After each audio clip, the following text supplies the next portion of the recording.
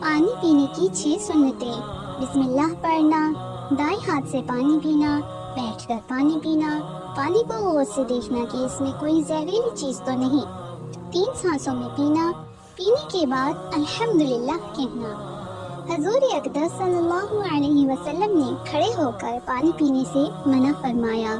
نبی کریم صلی اللہ علیہ وسلم کی ایک حدیث کا مفہوم ہے کہ اگر تمہیں پتہ لگ جائے کہ کھڑے ہو کر پانی پینے کا اتنا نقصان ہے تو وہ پانی تم حلق میں انگلی ڈال کر باہر نکال دو۔